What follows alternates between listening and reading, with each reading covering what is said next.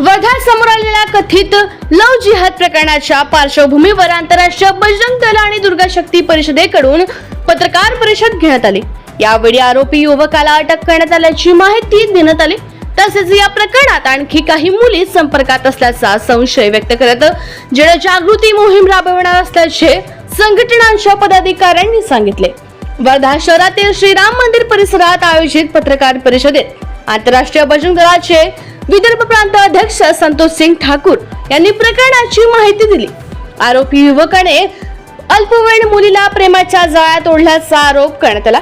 या प्रकरणाची माहिती समोर आल्यानंतर संबंधित मुलीच्या नातेवाईकांनी बजरंग दलांशी संपर्क साधल्याचे सांगण्यात आले। जय श्री राम। अखिल भारत संघ अंतर्राष्ट्रीय बजरंग दल अंतर्राष्ट्रीय दुर्गा शक्ति परिषद की तरफ से अभी 23 तारीख को एक घटना हमारे सामने आई, जिसमें पीड़ित की पिताजी हमारे पास में आए और उन्होंने हमको जानकारी दी कि हमारी बेटी अभी 16 साल की है, लेकिन वो घर में 5 टाइम की नमाज पढ़ती है। और अभी उसने जो रमजान महीना किया उसमें 30 दिन की रोजे रखी। उसने ऑनलाइन घर पे बुरखा बुलाई और उसकी जो भी अभी उसकी जो वागणू दिख रही है वो हमें संशय पर दिख रही है। तो इस चीजों का जब हमको जानकारी मिली तो हम तुरंत 25 तारीख को एसपी साहब से मिले और एसपी साहब से मिलके हमने उनको हर ये सब चीजों की जानकारी दी। तो उन्होंने एसपी साहब ने एक तुरंत में एक पुलिस प्रशासन की टीम गठित करके उसके ऊपर कार्रवाई की। आज वो लड़के का नाम है रेहान फारूक अली और उसका रहना है पुलफैल में। वो लड़का है 20 साल का और लड़की है 16 साल की।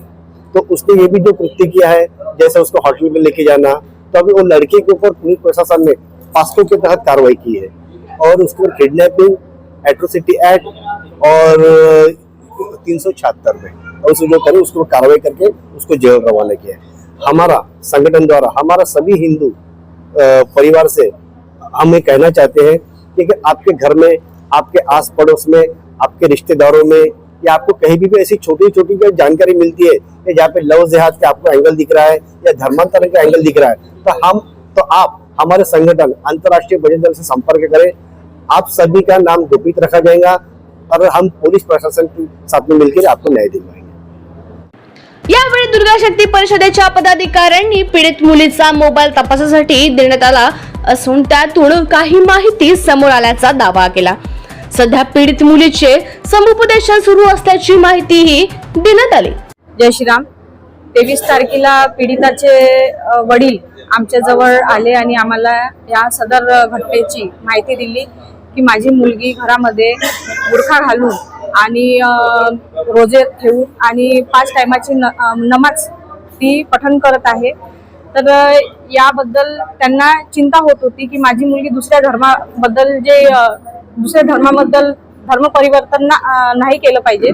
त्यासाठी आज आम्ही पत्रकार परिषद घेतलेली आहे आणि याच्यामध्ये आम्ही पोलीस प्रशासनाकडे मदत मागितली। पोलीस प्रशासनाने पूर्ण मदत केली आमची, त्याबद्दल त्यांचा भी धन्यवाद। संघटनाकडून लव्ह जिहाद विरोधात जनजागृतीसाठी विशेष प्रशिक्षण शिबिर आणि मोहीम राबविण्यात येणार असल्याचे सांगण्यात आले। पत्रकार परिषदेला शीतल बघेल, राजसम्राट बघेल, श्याम देशपांडे यांसह पदाधिकारी उपस्थित होते।